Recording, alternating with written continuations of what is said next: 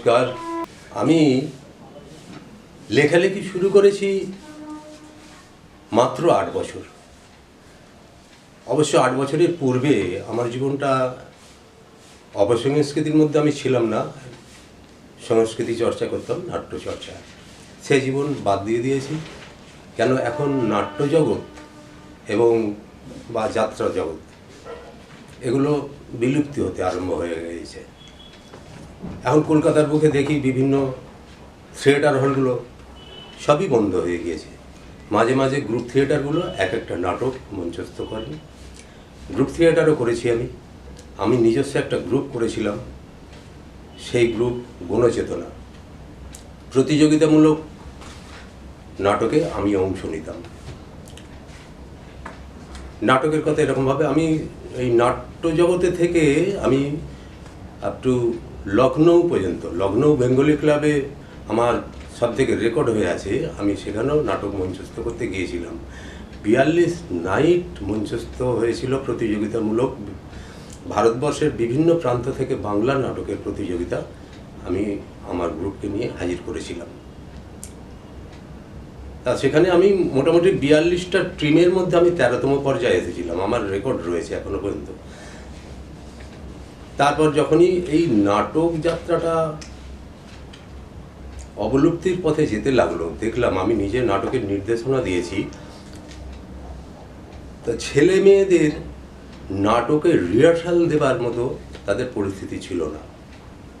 কেননা তখন স্মার্টফোন মোটামুটি বাজারে এসে গিয়েছে।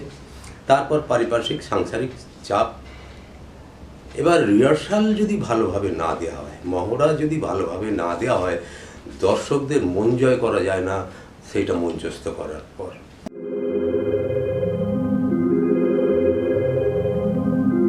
কবিতা লেখার জগতে যখন আসলাম, প্রথম লেখার চেষ্টা করতাম।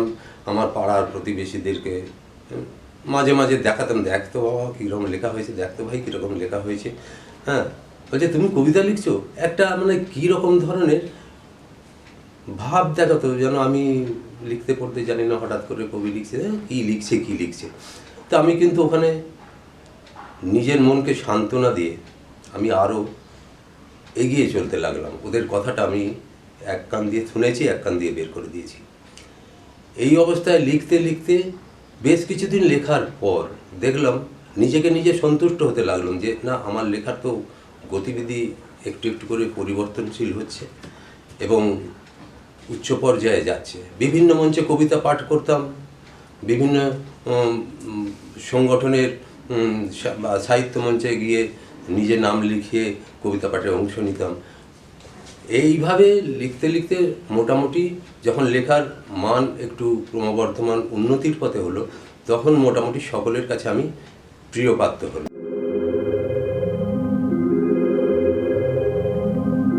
প্রতিবাদী কবি বলে আমি নিজেও বলি, আমি সকলকেই পরিচয় দিই যে আমি প্রতিবাদী কবি লিখি।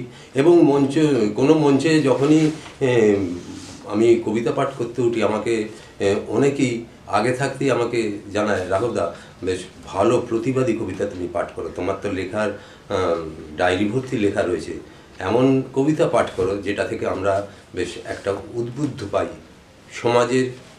তবে একটা কথা বলি কি, আমি কবিতা লিখতে বসলেই নয়, আমি কবিতার মধ্যেও রয়েছে, এরকম কবিতাও রয়েছে, সাধারণ মানুষের কথাটা বড় বেশি মনে পড়ে। কি যন্ত্রণা নিয়ে সাধারণ মানুষ সমাজে বাস করছে, আমিও সেই যন্ত্রণার মধ্যে অবশ্য আছি, ডুবে আছি। তো এই যন্ত্রণাটা, মানুষের যন্ত্রণাকে যদি আমি খাতা কলমের মধ্যে দিয়ে তুলে ধরতে না পারি, তাহলে মনে হয় আমি ভাবি আমার জীবনটা সার্থক হলো না।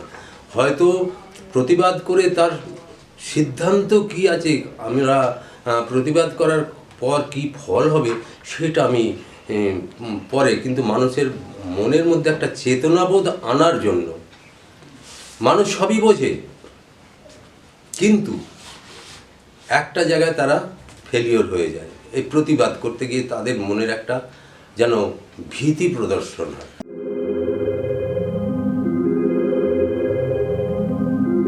কবিতাকে আলাদাভাবে চিন্তাকরণ করা বলতে কি, মানে আমরা যেসব লেখালেখি করি, আমার ছান্দিক কবিতাও রয়েছে প্রতিবাদীর মধ্য দিয়ে পর্বের মধ্যে, এবং গদ্য কবিতা বলতে যেটা আমরা বুঝি এটা। তা এই নিয়ে তো অনেক বিশেষজ্ঞ ফেসবুক লাইনে অনেক কিছু মন্তব্য করেন, ঠিক ততখানি আমি বিশেষজ্ঞতা আমি মোটেই নয়, আমি জাস্ট শুধু লিখেই যাই, কিন্তু আমার লেখার মধ্যে একটা আমি সমাজকে বার্তা দিই। কিন্তু ওই গদ্য কবিতা কি পদ্য কবিতা কি ছান্দিক কবিতা এগুলো নয়। হ্যাঁ, গদ্য কবিতার মধ্যে অনেকেরই পড়ি, সেটা ঠিক আমার বলা উচিত নয়, তাকে মানে অপমানসূচক একটা ইঙ্গিত করা হবে। আমি বলি লেখাই। আমি রবীন্দ্রনাথের একটা জায়গায় পড়েছি, ওনার ঠাকুর আমার একটা জায়গায় আমি পড়েছি ওনার জীবনী পড়তে পড়তে, যে মানুষ যেটা চিন্তা ভাবনা করবে, মানুষের মধ্যে বিভিন্ন ধরনের চিন্তা, সেই চিন্তাটাকে খাতা কলমে লিখতে পারলে সেটা কিন্তু একটা লেখনী হলো, মানে একটা লেখা হলো। এবার সেই লেখাটাকে কেউ গদ্যে নিয়ে যায়, কেউ পদ্যে নিয়ে যায়।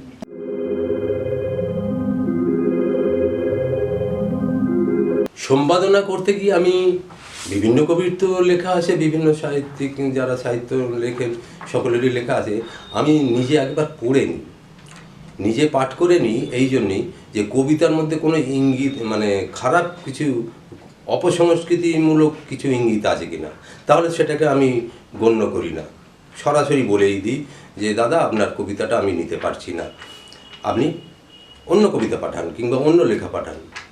আমার থেকে অনেক অভিজ্ঞতা সম্পন্ন কবি লেখক আছেন, কিন্তু অনেকের কবিতাই পড়ি, নিজে পাঠ করি, কিন্তু সেখানেও আমার অভিজ্ঞতায় কিছু জায়গায় দেখা যায় কবিতা বলতে যেগুলো আমরা বলি ঠিক তাল ছন্দ, মানে শব্দের মাধ্যম দিয়ে সমস্ত কিছু বজায় রেখে যেগুলো আবৃত্তিযোগ্য সব কবিতা হয়, সেই কবিতাগুলোকে কবিতা বলে আমরা করি। যেমন রবীন্দ্রনাথ ঠাকুরের এরকম অনেক, উনি তো মানে একদম কি বলবো, উনি তো সবার ঊর্ধ্বে আমাদের গুরুদেব। এছাড়া আমাদের ভবানীপ্রসাদ মজুমদার মহাশয়, উনি আর নেই, যাই হোক, ওনার কবিতার মধ্যে বাচ্চারা কিন্তু লেখার পাঠ করার একটা তাদের প্রেরণা যোগায়। কেন? তাদের এমনইভাবে শব্দ ওখানে দেয়া রয়েছে যেখান দিয়ে একটা তাল থেকে আর একটা তাল কাটবে না।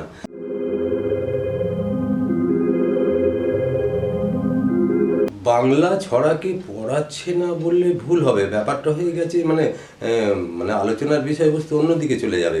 আমরা সাধারণত ওই ছোটোবেলাতেই ছেলেদের পিছু পিছু দৌড়াবো, একটু আবৃত্তি শিখুক, একটু কবিতা বা ছড়া শিখুক, বা কিন্তু উনি করে গেছেন কি, এই ছড়ার মধ্যে দিয়ে শিশুদের মনে একটা প্রেরণা জাগিয়েছেন যে এই ছড়ার ভিত্তিতেই এই ছন্দ ওরা ভালোভাবে শিখুক। আমি কবিগুরুর কথা বলছি, মানে কবিগুরু কিন্তু স্বীকার করেছেন অকপটে, বিদ্যাসাগর মহাশয়ের একটা মানে আমাদের বর্ণ পরিচয় রয়েছে, জল পড়ে পাতা নড়ে, এই যে সামান্য 4টে শব্দের মধ্যে দিয়ে ছন্দ খুঁজে পেয়েছেন। এইটাই কিন্তু রবীন্দ্রনাথ ঠাকুর নিজে বলেছেন যে এইখান থেকে আমার কবিতা লেখার আমি প্রেরণা পাই। বর্তমান যারা লেখালেখি করে প্রকৃত একটা লক্ষ্য নিয়ে মনে হয় লেখালেখি করেন না, আমি একদম পরিষ্কারভাবেই জানি। আমার যেমন একটা লক্ষ্য রয়েছে যে আমার প্রতিটি কবিতার মধ্যে দিয়ে আমরা একটা লক্ষ্যে পৌঁছাতে চাই। আমি বলে আমার কথাটা বড় করে বলছি না, অনেকেই আছেন এরকম, কিন্তু আবার অনেকের লেখার গতিবিধি যেন ঠিক কবিতার মাঝখানে গিয়ে তলিয়ে যাচ্ছে, আবার পরবর্তী লাইনে দেখছি অন্য পর্যায়ে চলে আসছে।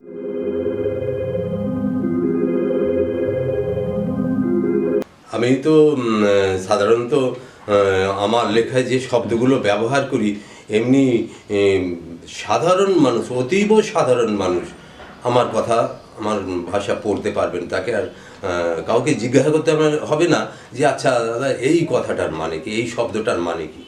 আমার কিন্তু কবিতার মধ্যে সেই রকমই, আমার লেখনীর মধ্যে আমার সেই রকমই রয়েছে, ভাষা প্রয়োগ করি আমি।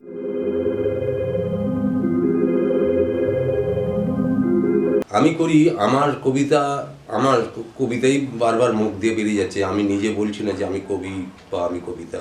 আজকে যে এটা উপস্থাপনা করা হচ্ছে কবি হিসাবে আমাকে করে, কিন্তু আমি নিজে কোথাও কোনো দিন প্রচার করি না আমি কবি। আমি শুধু বলি আমার লেখা আমি পাঠ করছি, আমার কবিতা পাঠ করছি, এই কথাটা আমি কোথাও সহজে জ্ঞান হয়তো বলি না। হ্যাঁ, আমি একটা লেখা যখন লিখি, আজকে ধরুন 2 লাইন লিখলাম, লেখার পর আমার মাথায় যে কোনো জায়গা থেকে একখানা কিছু সূত্র পেলে পরে সেটা নিয়ে লেখা শুরু করলাম, হয়তো 2 লাইন লিখলাম।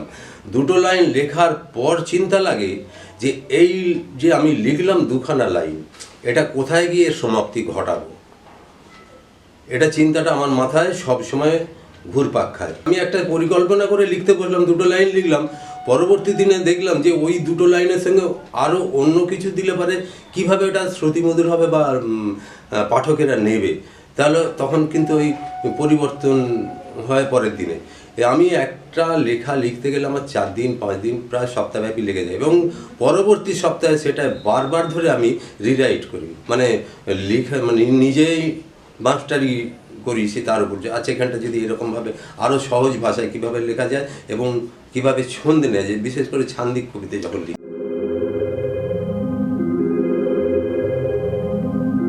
বাংলা ভাষা সাহিত্যের মধ্যে, ভাষার মধ্যে আমি বলি যে সর্বশ্রেষ্ঠ ভাষা বাংলা। এই ভাণ্ডারে, ভাষা ভাণ্ডারে আমাদের কোনো কিছুর অভাব নেই, কোনো নেই যে আমাদের কেন বিদেশি সাহিত্যকে অনুকরণ করতে হবে। আমি এটাকে ঠিক নিজেকে মেনে নিতে পারি না।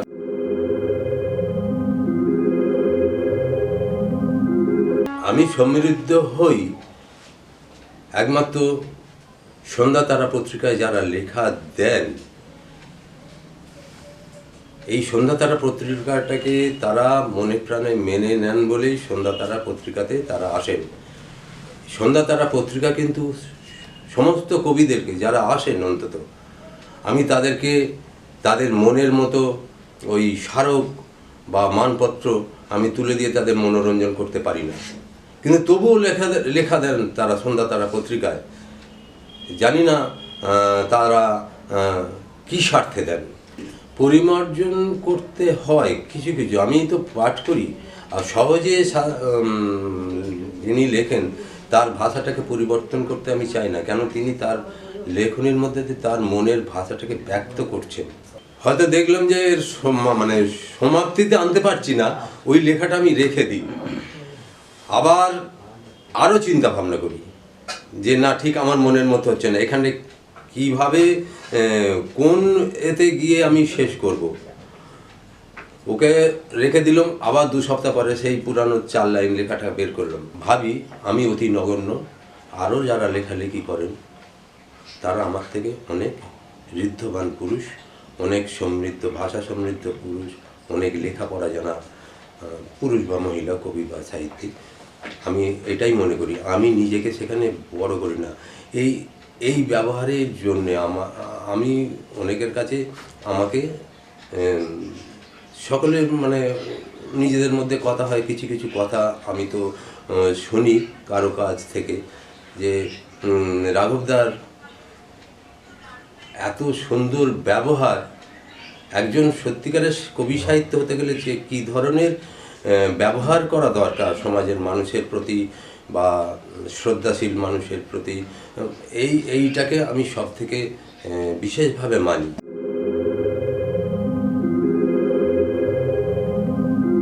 মানুষ তো আজকালকার মানুষ, আমি কবিতা পাঠক যারা রয়েছেন ওনারা পাঠকের কিন্তু একটা কবিতা পাঠ করলে আমি কবিতার মধ্য দিয়ে কি বলতে চাইছি আমার কাছে একটা তার বিষয়বস্তু রয়েছে। একজন পাঠক পাঠ করলেন, ওনার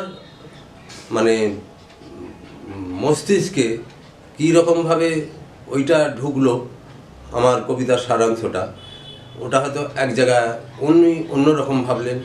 আর একটা পাঠক সেই লেখাটাকেই আবার অন্যরকম একটা নিয়ে যান। হয়তো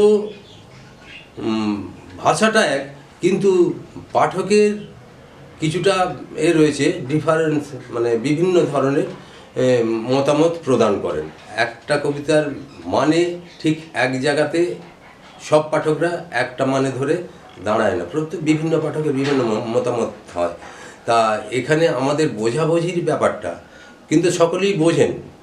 বর্তমান মানুষ খুবই বুদ্ধিমান, খুবই সচেতনশীল, অতএব তারা জানেন আমি লেখাটার মাধ্যমে কি প্রচার করতে চাইছি। কিন্তু পাঠকের ভিন্ন ভিন্ন মতামত প্রদর্শন হয়। আমি এইটাই চিন্তা করি যে আমি এই লেখালেখির মধ্যেই থাকব আজীবন।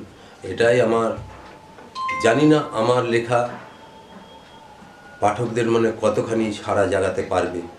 আমার মনের ইচ্ছাটা, মনের ব্যথাটা তারা যদি আমার লেখার মাধ্যম দিয়েই প্রকাশ হয়, তারা যদি সেটাকে নির্দিষ্ট তার অর্থটা বুঝে নির্দিষ্ট জায়গায় সকলে মিলে আঘাত হানতে শুরু করে, সামাজিক পরিবর্তন আসবেই। আমি কেন, আমার মতো অনেক কবি আছেন, তারাও লেখেন ঠিক এই ধরনেরই। তারা হয়তো অন্যরকম, আমার ভাষা আমার কাছে, ওনার ভাষা ওনার কাছে, বিভিন্ন ধরনের ভাষা দিয়ে বিভিন্ন ধরনের মন্তব্য কবিতার মধ্যে লেখা হয়। তা এইখানে ভিন্ন মতান্তর হলে কি হবে? কিন্তু যারা আমার মতো কবিতা, প্রতিবাদী কবিতা লেখেন, কিন্তু আমাদের লক্ষ্য কিন্তু একটাই, সমাজের পরিবর্তন আনা।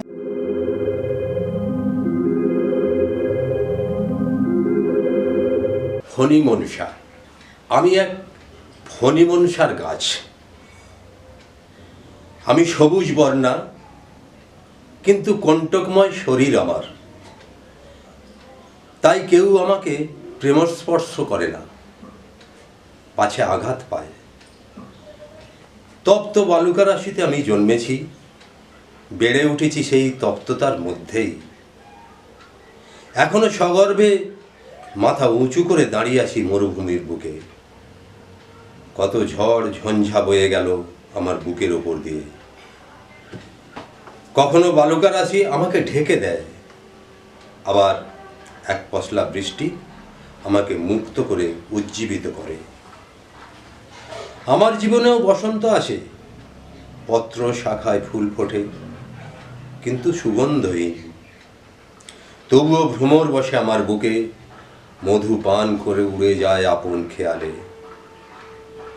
আমার চেহারা আমাকে লজ্জা দেয়, কারণ সবার কাছে আমি অপাঙ্ক্তেয়।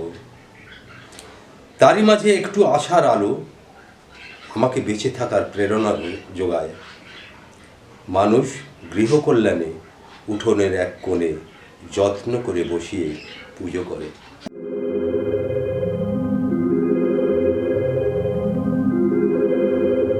আমি হেরে গেলাম। আমি এক গরুর গাড়ির চালক। যখন গাড়ি চালিয়ে যাই, গরুর গলার ঘণ্টা বেজেই চলে, টুংটাং টুংটাং। সংসারের দারিদ্রতার যন্ত্রণা ভুলে তালে তাল মিলিয়ে মাথা দুলিয়ে চলি। মনে মনে গানের সুরের মহড়া চালাই। রাতে ছেঁড়া বালিশে মাথা রেখে প্রখ্যাত শিল্পী হবার সম্ভাবনার স্বপ্ন দেখতে দেখতে ভোর হয়। সকাল হলেই আবার যন্ত্রণা। আমি হেরে গেলাম।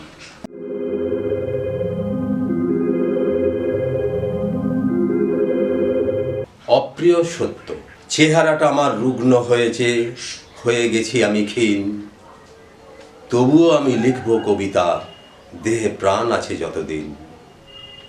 অনেকে শুনে বলবে আমায় এটা হলো আদিক্ষেতা। এসব কথা শুনেও আমি মনে পাবো না কো ব্যথা।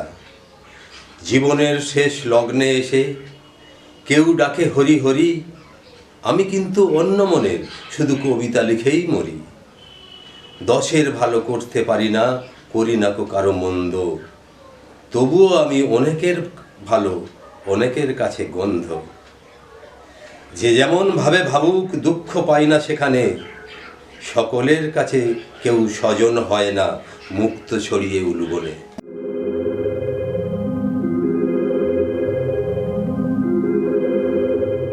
একটি ফুলের মৃত্যু। ঝরা ফুল পড়ে আছে দেখি মাটির পরে, রক্তাক্ত দেহ তার নখের আঁচড়ে। যখন শাখায় দিল দেখা জীবনের প্রথম কলি, তখন থেকেই চারিপাশে উড়ে বেড়াতো অলি। প্রকৃতির নিয়মে একদিন সে প্রস্ফুটিত হলো, অলির দল একে একে সকলেই এলো। বুক ভরা মধু আর রঙের মাধুরী নিয়ে, মেলে দিল পাপড়ি তার রবির আলো দিয়ে। সুগন্ধে মাতোয়ারা হলো আকাশ বাতাস, মধুকরের অত্যাচারে হয় ফুলের নাভিশ্বাস। হুল বিধিয়ে বুকের মধু নিল যে পান করে, গুনগুনিয়ে উড়ে গেল নিজ নিজ ঘরে। দিন শেষে অবশেষে রাত্রি গভীর হলো, চারিদিকে অন্ধকার নেই তো কোথাও আলো। দেউলিয়া ফুল ঝরে পড়ল মাটি মায়ের বুকে, ধরণীর বুকে জীবনের কথা লিখে গেল রেখে। যে লেখার ভাষা আমরা জানি না, পারি না তো পড়তে, যদি জানতাম পারতাম আমরা সুস্থ সমাজ করতে।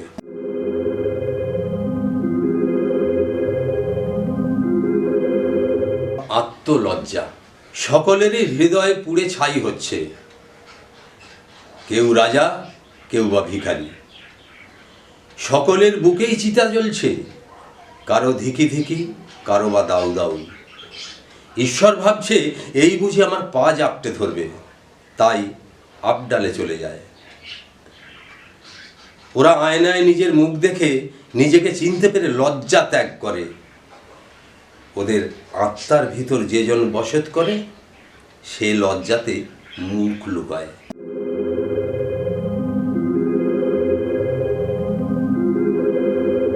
মৃত্যুর ডাক। সেদিন মৃত্যু এলো দুয়ারে, দরজায় ঠোকা দিল।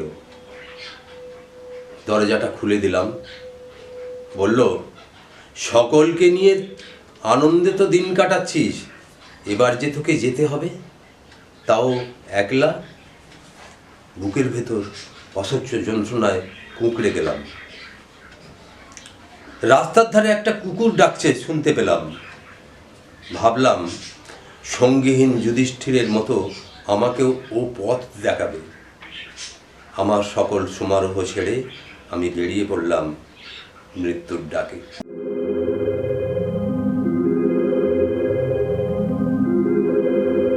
স্বার্থান্বেষী কেউ যেন এই খালি বুকটায় আসন পেতেছিল। তখন বুকটার একটা গর্ব ছিল, ভারিত্ব বোধ করতাম। হঠাৎই একদিন বুকটা হালকা লাগলো। বুঝলাম ও আসন গুটিয়ে চলে গেছে, শুধু একটা ক্ষত সৃষ্টি করে গেল, যার যন্ত্রণাতে বিনিদ্র রাত কাটে। যতদিন সে ছিল, গোবর নিকানো উঠানে প্রজাপতি উড়ে বেড়াতো, বাগিচার ফুলের ওপর বসে মধু পান করত, তুলসী তলায় কাঠ বিড়ালি লেজ তুলে ছুটে বেড়াতো, সন্ধ্যায় প্রদীপ জ্বলত, শঙ্খ বাজত প্রতি গৃহস্থে, রাতে উঠোনে জোছনা ঢেলে দিত চাঁদ, লক্ষ্মী পেঁচা ডাকত ঘরের চালে। আমরা এসব দিনগুলোকে হত্যা করেছি। কার জন্য? নিজেদের স্বার্থে।